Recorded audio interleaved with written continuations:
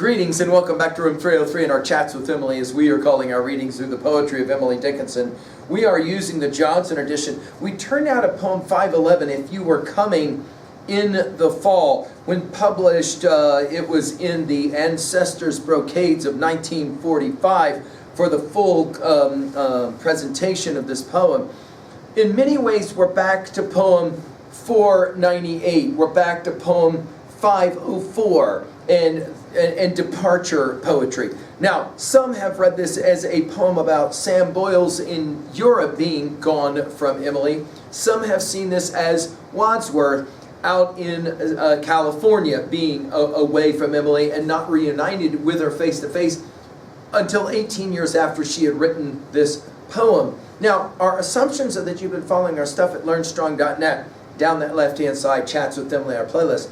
I'm hopeful that you worked through our set of introductory comments where we mentioned both Boyles and Wadsworth as being friends of Emily's. Some have called them maybe more than that, or supposedly more than that. I'm hopeful that you've read our preceding 510 poems, and if you have, then you'll be able to place this poem within the context of others as a certain kind of poem of delay, a poem of sadness, longing, being away from the one that you care about. I want you to notice as well in the reading of this poem how it's constructed to move from a certain kind of teasing to a more intense understanding of loss, serious loss, we might even say. Notice the construction of the first four stanzas with the word if, then culminating with almost a sigh when she says, but now. She says it this way. If you were coming in the fall, I'd brush the summer by with half a smile and half a spurn as housewives do a fly. If I could see you in a year, I'd wind the months in balls and put them each in separate drawers for fear the numbers fuse. If only centuries delayed, I'd count them on my hand, subtracting till my fingers dropped into Van Diemen's land. If certain when this life was out, that yours and mine should be, I'd toss it yonder like a rind and take eternity. But now, uncertain of the length of this that is between, it goads me like the goblin bee that will not state its sting. Now, we mentioned it already. Let's go to 296. You'll remember when we did 296, she says, 1 year ago jots what? God, spell the word, I can't. Was it grace? Not that. Was it glory? That'll do. Spell slower, glory. Such anniversary shall be. Sometimes, not often in eternity, when Father parted, then the common woe. Look, feed upon each other's faces, so in doubtful meal, if it be possible, their banquets true. I tasted careless, then I did not know the wine came once a world. Did you? Oh, had you told me so, this thirst would blister easier now. You said it hurt you most. Mine was an acorn's breast, and could not know how fondness grew in shaggier vest. Perhaps I shouldn't, but had you looked in, a giant, eye to eye with you had been, no acorn then. So 12 months ago we breathed, then dropped the air, which bore it best. Was this the patientest because it was a child, you know, and could not value air? If it be elder, mean most pain. I'm old enough today, I'm certain then.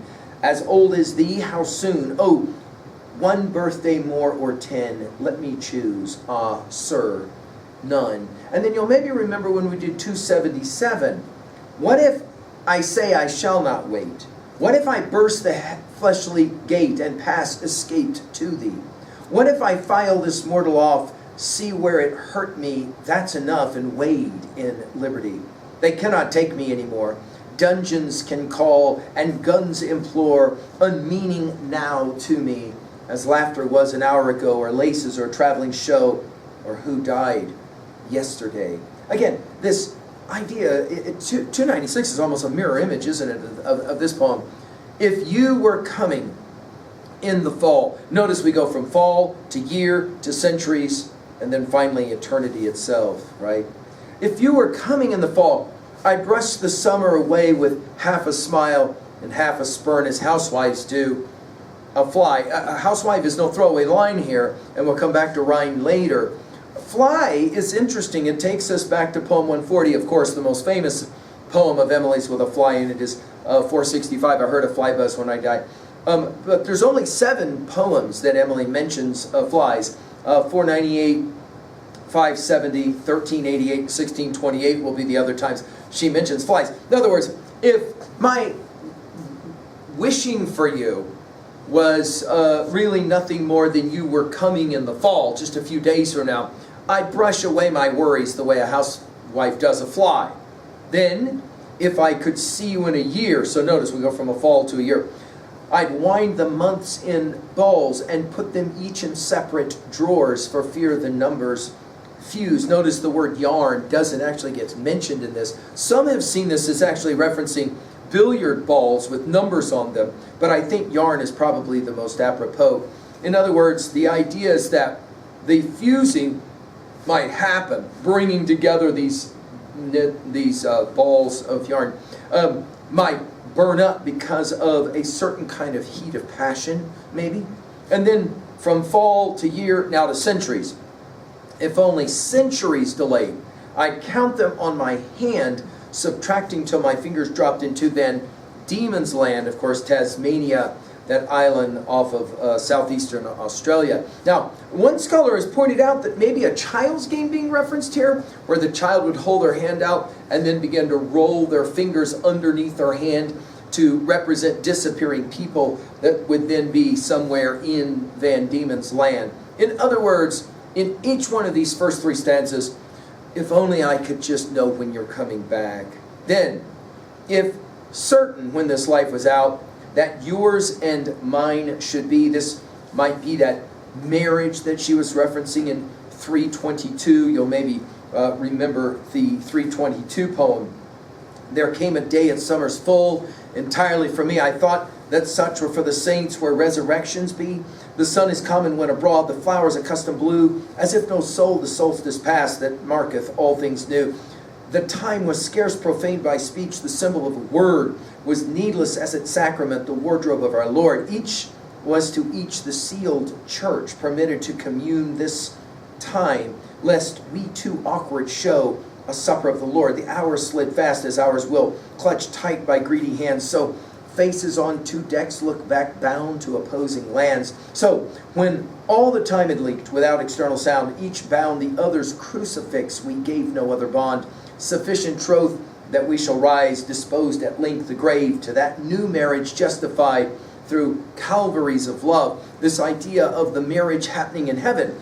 She, if this is Sam, if this is Woodward's, if certain when this life was out that yours and mine should be, I'd toss it yonder like a rind and take eternity. I can't think, but read this rind and think about J.D. Salinger's classic short story, Teddy, and his watching of the orange peels on the water. By the way, taste was inserted once for this word take, taste eternity as opposed to take eternity. So notice, if you were coming in the fall, in a year, in centuries, maybe even eternity, I'd be okay if I knew I could be with you in eternity. But now, and here it is, that Dante-esque like sigh here, right? But now, uncertain, and I think this is the key word of the poem, of the length of this that is between. In other words, I don't know when you're coming back. It goads me like the goblin bee. Do you remember this idea of goading and not knowing when we did 462? Let's go back and just remember it again. Why make it doubt it hurts it so sick to guess, so strong to know, so brave upon its little bed to tell the very last? They said unto itself, and smile, and shake, for that dear distant dangerous sake, but the instead, the pinching fear that something it did do or dare offend the vision and it flee, and they no more remember me, nor ever turn to tell me why. Oh, master, this is misery. She says, not knowing goads me. And then it's an interesting simile, like the goblin bee. Goblin is going to take us back to 4:14. We'll see goblin again in 5:12, sip goblin from the very lips.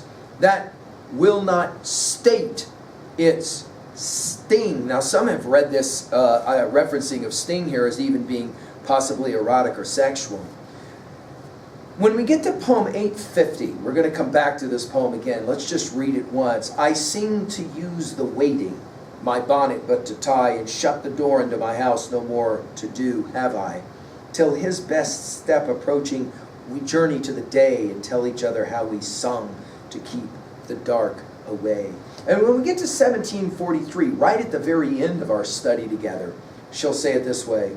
The grave my little cottage is, where keeping house for thee, I make my parlor orderly and lay the marble tea. For two divided briefly, a cycle it may be, till everlasting life unite in strong society. What are we going to say at 2a about a poem like this? I think our argument is just simply that it's really hard to be separated and away from the one that you love, even for a day, much less for a year, dare we say at eternity. At 2b, one scholar has pointed out that this poem starts in reality and ends in exaggeration, or we might even say lyric hyperbole.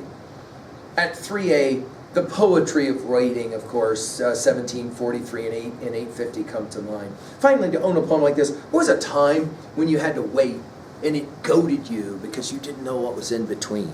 Thank you.